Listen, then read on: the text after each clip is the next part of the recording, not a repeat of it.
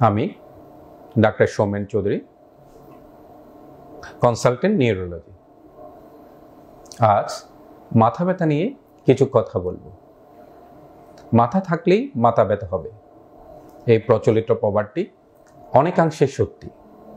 বৈজ্ঞানিক সমীক্ষায় দেখা গেছে পৃথিবীর অর্ধেকেরও অ্যাডাল্ট মানুষ বছরে অন্তত একবার হলেও মাথা ব্যথায় আক্রান্ত হন, আর পুরো জীবদ্দশায় একবারও মাথা ব্যথায় আক্রান্ত হননি এমন মানুষ তো খুঁজে পাওয়াই দুষ্কর। অনেকেই মাথা ব্যথায় আক্রান্ত হলেও সবার মাথা ব্যথার ধরন এবং তীব্রতা একই রকম নয়। কারো কারো মাথা ব্যথা খুব হালকা এবং আসে এবং চলে যায়, তবে অনেকের মাথা ব্যথা এতই তীব্র হয় যা তাদের দৈনন্দিন কাজকর্মে ব্যাঘাত করে এবং পরবর্তীতে বিভিন্ন শারীরিক সমস্যার সম্মুখীন হতে হয়। মাথা ব্যথা আসলে কোনো রোগ নয়, এটি বিভিন্ন রোগের লক্ষণ হিসাবে প্রকাশ পায়। ইন্টারন্যাশনাল হেডেক সোসাইটির অনুযায়ী মাথা ব্যথার কারণগুলোকে প্রধানত দুই ভাগে ভাগ করা হয়, একটি প্রাইমারি হেডেক আর একটি সেকেন্ডারি হেডেক। প্রথমে আসি সেকেন্ডারি হেডেকের কারণগুলো নিয়ে। সেকেন্ডারি হেডেকের প্রধান যে কারণটি সেটি হচ্ছে ইনফেকশন। আমরা সাধারণত ভাইরাল ফিভারগুলোতে বা টাইফয়েড ফিভারে জ্বরের সাথে মাথা ব্যথা দেখতে পাই। মাথা ব্যথার তীব্রতা কমে আসলে বা জ্বর কমে আসলে বা চিকিৎসার মাধ্যমে এই মাথা ব্যথা চলে যায়। কিন্তু ইনফেকশনটা যদি মাথায় আক্রমণ করে বা মাথার আবরণকে আক্রমণ করে, যেটাকে মেডিকেল ভাষায় আমরা এনকেফালাইটিস বা মেনিনজাইটিস বলে থাকি, সেক্ষেত্রে কিন্তু হাসপাতালে ভর্তির মাধ্যমে সুচিকিৎসার মাধ্যমে দ্রুত চিকিৎসা নিতে হয়, না হলে এটা যে কোনো মারাত্মক আকার ধারণ করতে পারে বা রোগীর রোগ ভালো হয়ে গেল পরবর্তীতে বিভিন্ন কমপ্লিকেশন দেখা দিতে পারে। পরবর্তী যে কারণটা সেকেন্ডারি হেডেকে, সেটা হচ্ছে স্ট্রোক। স্ট্রোক সাধারণত রক্তনালী যদি বন্ধ হয়ে যায় মস্তিষ্কে বা মস্তিষ্কের রক্তনালী ছিঁড়ে গেলে তখন হয়। এই দুই ধরনের মধ্যে মস্তিষ্কে যদি রক্তনালী ছিঁড়ে যায়, যেটাকে আমরা হেমোরেজিক স্ট্রোক বলি, সেক্ষেত্রে মাথা ব্যথা প্রকাশ পেতে পারে। এছাড়াও মাথায় যদি কোনো আঘাত পাওয়া হয় বা মাথার আশেপাশে যে অংশগুলো আছে যেমন নাক, কান, চোখ, এগুলোতে যদি কোনো সমস্যা হয়, যেমন নাকের সাইনোসাইটিস, কানের পিছনের অংশে মাস্টার্ডাইটিস, এই বাইরের যে অঙ্গগুলা এগুলোর আক্রমণের জন্য মাথা ব্যথা হতে পারে। তবে সেকেন্ডারি হেডেকের যে কারণটি নিয়ে সাধারণ মানুষজন খুব আক্রান্ত হওয়ার চেয়েও ভয় বেশি পায়, সেটি হচ্ছে ব্রেন টিউমার। মাথা ব্যথা হলেই আমাদের অনেকাংশেই সবাই চিন্তা করে যে আমার মাথার ভিতর টিউমার হয়েছে, কিন্তু মাথা ব্যথার যে সেকেন্ডারি হেডেক, সেখানে টিউমারের পার্সেন্টেজটা খুবই কম এবং এই ব্রেন টিউমারের ক্ষেত্রে মাথা ব্যথা ইনিশিয়ালি খুব 10 to 20% প্রেজেন্ট করে। তাই রোগ নির্ণয় হওয়ার আগেই মাথার ভিতরে ব্রেন টিউমার হয়েছে এটা নিয়ে অতিরিক্ত চিন্তা অবসাদে থাকলে প্রাইমারি যে হেডেকগুলো আছে সেগুলো বেড়ে যেতে পারে। এবার আসি প্রাইমারি হেডেক নিয়ে। প্রাইমারি হেডেকের মধ্যে কারণগুলোর মধ্যে আছে টেনশন হেডেক, মাইগ্রেন হেডেক, এমনকি ক্লাস্টার হেডেক সহ কাফ হেডেক, অতিরিক্ত কাশি দিলেও মাথা ব্যথা হতে পারে। কোল্ড বা আইসক্রিম হেডেক, আমরা জানি যে ঠান্ডার মধ্যে থাকলে বা অতিরিক্ত আইসক্রিম খেলে মাথা ব্যথা হতে পারে। এক্সারশনাল হেডেক, শারীরিক পরিশ্রম যদি খুব বেশি হয় সেক্ষেত্রে মাথা ব্যথা হতে পারে। এমনকি আমাদের বিভিন্ন দুশ্চিন্তার যে কারণগুলো আছে সেগুলোতেও মাথা ব্যথা হয়। হিপনিক হেডেকও প্রাইমারি হেডেকের মধ্যে পড়ে। হিপনিক হেডেক বলতে ঘুমের মধ্যে মাথা ব্যথা হয় বা ঘুম থেকে ওঠার 3-4 ঘন্টা পর্যন্ত মাথা ব্যথা থাকতে পারে। এই প্রাইমারি হেডেকের আমরা প্রথমে আলোচনা করব টেনশন হেডেক নিয়ে। আমাদের সাধারণ যে জনসংখ্যা আছে এর মধ্যে 70 থেকে 75% মানুষ প্রাইমারি যে হেডেকটা আক্রান্ত হয় সেটা হচ্ছে টেনশন হেডেক। এই টেনশন হেডেকের তীব্রতাটা খুব মৃদু, এটা সাধারণত খুব বেশি মারাত্মক আকার ধারণ করে না। এটাতে মনে হয় যে মাথার চারপাশটা কোনো কিছু দিয়ে চেপে ধরে আছে। অনেকে বলেন যে আমার মনে হচ্ছে একটা টাইট ব্যান্ড করে আছে।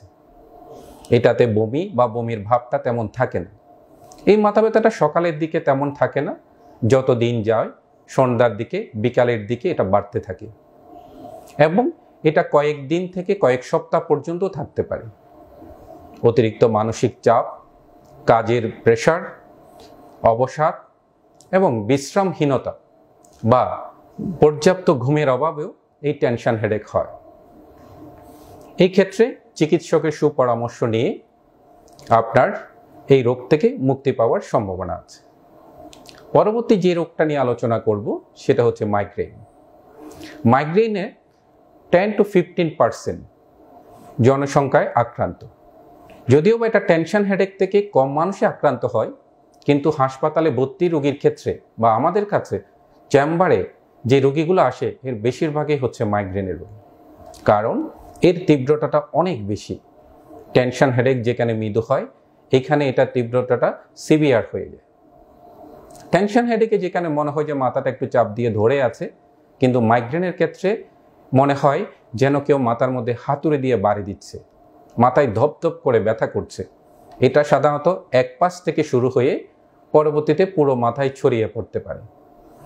কোনো সময় ডান পাশ বা কোনো সময় বাম পাশ, উভয় পাশ থেকেও অনেকের হতে পারে। এই মাথা ব্যথার সাথে মাইগ্রেনে বমি বা বমির ভাব থাকতে পারে। তবে যেটা খুব উল্লেখযোগ্য সেটা হচ্ছে মাইগ্রেনের রোগীরা আলো কিংবা শব্দের প্রতি তাদের সংবেদনশীলতা। তারা যখনই তাদের এই ব্যথা হয় তারা আলো সহ্য করতে পারে না, তারা অন্ধকার রুমে চুপচাপ শুয়ে থাকতে পছন্দ করে, আর শব্দ তাদের এই মাইগ্রেনের ব্যথাটাকে অনেকটা বাড়িয়ে দেয়।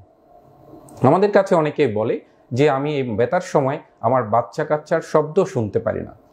বিশেষ করে যারা প্রাইমারি টিচার বা কিন্ডারগার্টেন নার্সারি টিচার, তারা বলেন যে স্কুলে যখন বাচ্চারা কিচিরমিচির করে, শব্দ করে, তখন আমার এই ব্যথাটা অনেকটাই বেড়ে যায়। মাইগ্রেনটা সাধারণত 20 বছরের আগেই আক্রান্ত হয়। 30-এর পরে সাধারণত মাইগ্রেনে আক্রান্ত হওয়ার সম্ভাবনা খুবই কম। কিন্তু দুঃখের বিষয় হচ্ছে এই মাইগ্রেনের ন্যাচারাল হিস্ট্রি আপনার এটা 40 থেকে 50 বছর পর্যন্ত সাধারণত থাকে। তো এই জন্য আপনি 40 থেকে 50 পর্যন্ত ওই মাইগ্রেনের ব্যথাটা, কষ্টটা আপনাকে অনুভব করে যেতে হয়। মাইগ্রেনের কারণগুলো নিয়ে অনেক আলোচনা আছে, কিন্তু কিছু ট্রিগার ফ্যাক্টর জানা যায় যেগুলো আমাদের দৈনন্দিন জীবনের সাথে যুক্ত। আমরা যদি ট্রিগার ফ্যাক্টরগুলো বের করতে পারি এবং এগুলো যদি আমরা বিরত থাকতে পারি, তাহলে মাইগ্রেন থেকে আমরা অনেকটাই ভালো থাকতে পারব। ট্রিগার ফ্যাক্টরগুলো আমরা একটু জেনে নিই। প্রথমে হচ্ছে স্ট্রেস। বর্তমানে আমাদের যে দৌড়, মানসিক চাপ, অতিরিক্ত পরিশ্রম, যে কোনো কিছুতে অবসাদ, এই অবসাদ, দুশ্চিন্তা মাইগ্রেনের একটা প্রধান কারণ। পরবর্তী যেটা সেটা হচ্ছে ঘুম। পর্যাপ্ত ঘুম 6 থেকে 8 ঘন্টা, 6 ঘন্টার যদি কম ঘুম বা 8 ঘন্টার যদি বেশি ঘুম, দুই ক্ষেত্রে কিন্তু মাইগ্রেনের ব্যথা বেড়ে যেতে পারে। অনেকে বলে আজ তো আমার বন্ধ ছিল, আমি অনেকক্ষণ ভালোভাবে ঘুমিয়েছি, আমার কেন মাথা ব্যথা হলো? তাহলে বেশি ঘুমও আপনার মাথা ব্যথা হতে পারে। আরেকটা হচ্ছে ডিস্টার্ব স্লিপ। ঘুমের যদি ব্যাঘাত ঘটে, বাচ্চাদের বারবার রাত্রে উঠতে হয়, তাদের এই ঘুমের ব্যাঘাতের জন্য অনেক সময় মাথা ব্যথা বেড়ে যেতে পারে। অনেক ফ্যামিলিতে বিভিন্ন গার্জিয়ানরা অনেক রাত্রে আসেন, ফলে তাদের ঘুমের যে ব্যাঘাত ঘটে সেক্ষেত্রেও মাথা ব্যথা বেড়ে যেতে পারে। এই ছাড়া কারো কারো ক্ষেত্রে জার্নিতে মাথা ব্যথা বেড়ে যেতে পারে। এমনকি চুলে অতিরিক্ত পানি, শ্যাম্পু, তেল ব্যবহার করলেও মাইগ্রেন বেড়ে যায়। পরবর্তীতে উজ্জ্বল আলো, ডিভাইস, মোবাইল, টিভি, কম্পিউটার, যে কোনো উজ্জ্বল আলোতে এই জিনিসটা বেড়ে যাচ্ছে। কোভিড পরবর্তী অনলাইন ক্লাসে এই ডিভাইস স্ক্রিনের জন্য আমরা এখন অনেক ছোট ছোট বাচ্চাদেরও এই মাইগ্রেনে আক্রান্ত হতে দেখি। উচ্চ শব্দ, গরম, চুলার আগুন, বাইরে রোদের আগুনে মাইগ্রেন বেড়ে যায়। এমনকি তার বিপরীতে বেশিক্ষণ ঠান্ডার মধ্যে থাকলে, এসির মধ্যে থাকলেও মাথা ব্যথা বেড়ে যায়। এবার কিছু খাবারের সাথে মাইগ্রেনের সম্পর্ক আছে। আপনি যদি ফাস্টিং করেন, খালি পেটে থাকেন, খাবারে যদি স্কিপ মিল করেন, এমনকি পানি যদি কম খান, মাথা ব্যথা বেড়ে যেতে পারে। চা, কফি, চকলেট, পনির, প্যাকেট জাতীয় খাদ্য, এগুলো যদি অতিরিক্ত ব্যবহার করেন, তাহলে আপনার মাইগ্রেন বেড়ে যেতে পারে। মহিলাদের ক্ষেত্রে মাসিকের সময় মাইগ্রেন বেড়ে যেতে পারে, এবং যারা জন্ম নিয়ন্ত্রণ পিল ব্যবহার করেন তাদেরও মাইগ্রেনের বেড়ে যাওয়ার সম্ভাবনা আছে। তো আমরা দেখতে পাচ্ছি যে আপনি দৈনন্দিন জীবনের কিছু জিনিস, যে আপনার মানসিক চাপ, দুশ্চিন্তা, অবসাদ এড়িয়ে চললে, নিয়মিত ঘুমালে, আপনার উজ্জ্বল আলো, শব্দ এগুলো এড়িয়ে চললে, খাবার নিয়মিত গ্রহণ করলে মাইগ্রেন থেকে অনেকেই মুক্তি পাবেন। এইভাবে বিভিন্ন মাথা ব্যথায় অনেকেই ব্যথা সহ্য করতে না পারে ব্যথার ওষুধ খেয়ে ফেলেন। আমাদের কাছে এসে অনেকে বলেন, আমি মাথা ব্যথা হলেই ব্যথার ওষুধ খেয়ে ফেলি, আগে ব্যথার ওষুধ খেলে কমে যেত, এখন প্রতিনিয়ত আমি ব্যথার ওষুধ খাচ্ছি, তাও আমার ব্যথা কমছে না। এটা খুব ইন্টারেস্টিং একটা বিষয়। এটাকে আমরা ডাক্তারি ভাষায় বলি মেডিকেশন ওভার ইউজ হেডেক। যে মাথা ব্যথার ওষুধ যদি আপনি মাসে 10 থেকে 15 দিনের বেশি এবং পরপর 3 মাসের বেশি ব্যবহার করেন, ওই মাথা ব্যথার ওষুধের জন্যই আপনার মাথা ব্যথা হবে। তো সেই ক্ষেত্রে আপনি চিকিৎসকের পরামর্শ ব্যতীত মাথা ব্যথার ওষুধ খাবেন না। মাথা ব্যথার ওষুধ যদি আপনি খান, সেক্ষেত্রে আপনার মাথা ব্যথা তো বাড়তে পারে এবং শারীরিক বিভিন্ন অঙ্গে সমস্যা দেখা দিতে পারে। এবার আসুন, মাথা ব্যথাকে কখন আপনি গুরুত্ব সহকারে নেবেন। এটাকে আমরা বলি রেড ফ্ল্যাগ সাইন। সবারই তো মাথা ব্যথা হয়, কিন্তু কখন আমি চিকিৎসকের পরামর্শ নিব। মাথা ব্যথা যদি হঠাৎ করে হয়, তীব্রভাবে হয়, এমন মাথা ব্যথা কখনো আগে হয়নি, বা মনে হবে যে মাথার মধ্যে বজ্রপাত হয়েছে, সেক্ষেত্রে আপনার চিকিৎসকের শরণাপন্ন হতে হবে। আপনার অনেক দিন ধরে মাথা ব্যথা আছে, কিন্তু বিগত কিছুদিন ধরে আপনার মাথা ব্যথার ধরনটা পাল্টে গেছে, প্যাটার্নটা চেঞ্জ হয়ে গেছে, তখন আপনার চিকিৎসকের শরণাপন্ন হতে হবে। 50-এর পরে মাথা ব্যথা শুরু হয়েছে, আপনার আগে মাথা ব্যথা ছিল না, কিন্তু 50 বছরের পর হঠাৎ করে মাথা ব্যথা শুরু হলো, সেটাকে গুরুত্ব দিতে হবে। সকালে ঘুম থেকে ওঠার পরে মাথা ব্যথা, সাথে তীব্র বমি, এই ব্যথা, সকালে ব্যথা এবং বমি যদি হয়, সেটাকেও আপনাকে গুরুত্বের সাথে বিবেচনা করতে হবে। মাথা ব্যথার সাথে যদি কোনো ইনফেকশন থাকে, জ্বর থাকে, তখনও আপনাকে চিকিৎসকের পরামর্শ নিতে হবে। মাথা ব্যথা সাথে যদি শরীরের কোনো পাশ অবশ হয়ে যায়, কথাবার্তা জড়িয়ে যায়, চোখের দৃষ্টিশক্তিতে কোনো সমস্যা হয়, তখনও আপনাকে চিকিৎসকের কাছে যেতে হবে। এই ছাড়া মাথায় যদি কোনো আঘাত পান, তখনও আপনাকে রেড ফ্ল্যাগ সাইন হিসাবে দিতে হবে। তাহলে আমরা শুরুতে যে সেকেন্ডারি হেডেকটা বলেছিলাম, এখন দেখতে পাচ্ছি সেই সেকেন্ডারি হেডেকের কারণগুলাই হচ্ছে রেড ফ্ল্যাগ সাইন।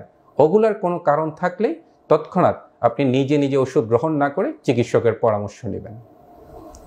এখন হচ্ছে রোগ নির্ণয়ের ব্যাপারে। আমাদের কাছে অনেকে এসে বলে, আমার মাথা ব্যথা হচ্ছে, আমি একটু মাথার ভিতর কি হয়েছে একটা সিটি স্ক্যান করে দেখতে চাই। এই সিটি স্ক্যান একটা মাথা ব্যথার রোগ নির্ণয়ের একটা পরীক্ষা, সাথে এমআরআইও। কিন্তু আপনি চাইলে সিটি স্ক্যান করানোটা উচিত হবে না, কারণ সিটি স্ক্যানে রেডিয়েশন ক্ষতি, এখানে প্রচুর পরিমাণ রেডিয়েশন যায়, যা অনেকেরই ক্ষতির কারণ হয়ে দাঁড়াতে পারে, বিশেষ করে বাচ্চাদের। তো যদি আপনার রেড ফ্ল্যাগ সাইন থাকে, সেকেন্ডারি কজ থাকে, বা প্রাইমারি হেডেকে আপনার এমন কোনো কারণ থাকে যে চিকিৎসক মনে করেন যে আপনার পরীক্ষার প্রয়োজন, সেক্ষেত্রে উনি সিটি স্ক্যান বা এমআরআই বা অন্যান্য পরীক্ষা দিবেন। আপনি নিজ থেকে এভাবে করে নেবেন না। পরিশেষে মাথা ব্যথা আমরা যেটা কারণগুলো অনেকগুলো জেনেছি, এর মধ্যে 90% বিনাইন, কষ্টদায়ক, ক্ষতি করে না। কিন্তু যে বাকি 10% আছে, সেগুলোর ক্ষেত্রে আপনার চিকিৎসকের সুপরামর্শ নিয়ে আপনাকে জীবনযাত্রার কিছু পরিবর্তন করে, কি পরিবর্তন? দৈনন্দিন 6 থেকে 8 ঘন্টা ঘুমানো, মানসিক চাপ, দুশ্চিন্তা যতটা সম্ভব এড়িয়ে চলা, স্ক্রিনে টাইমটা কমিয়ে দেওয়া বা ফিল্টার ইউজ করা, অতিরিক্ত শব্দ এড়িয়ে চলা, খাওয়া দাওয়া নিয়মিত পরিমিত করা, খাওয়ার মিস না করা, পানি নিয়মিত গ্রহণ করা, ঘুমটা ঠিক করা এবং হাসি খুশি জীবনযাপন মেনে চলা। এইভাবে আপনি আপনার মাথা ব্যথা থেকে মুক্ত থাকতে পারবেন। সবাই ভালো থাকবেন। ধন্যবাদ।